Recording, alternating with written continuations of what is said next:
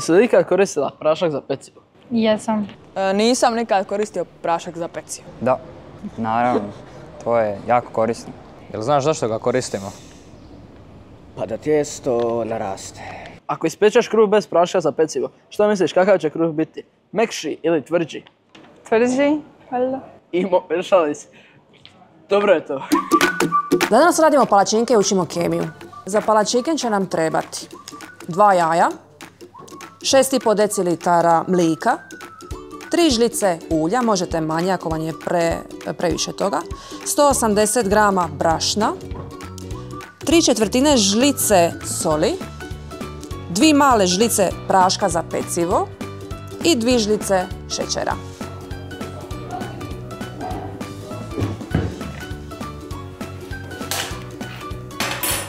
Bomba eksplozivno jaje.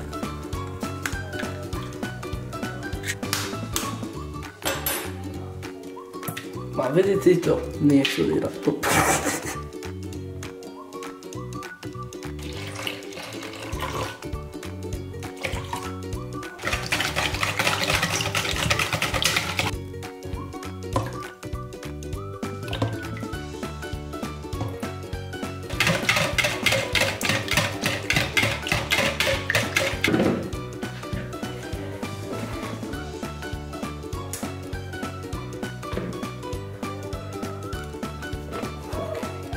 Grosno ispao.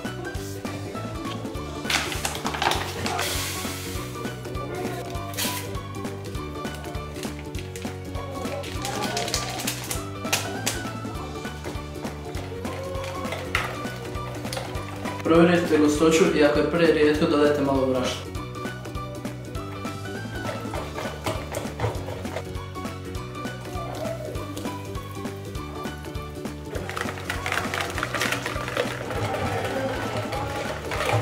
Znači, zaboravili smo kacivolu, tako da ćemo koristiti zdjelu, jer smo mi jako kreativni.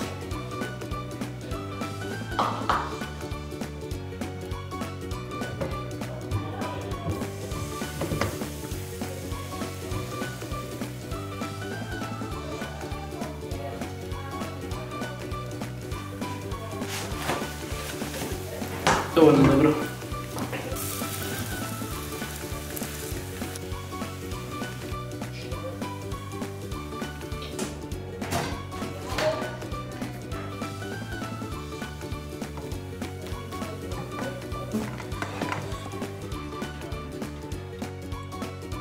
Jedna za mene i jedna za tebe.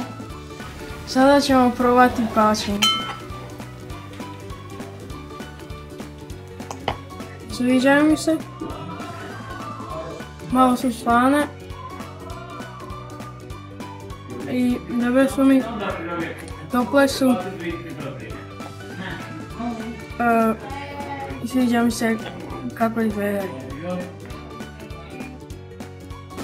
Prašak za pecivo koristimo za dizanje tijesta. U prašku za pecivo nalaze se i kiseli i lunati elementi.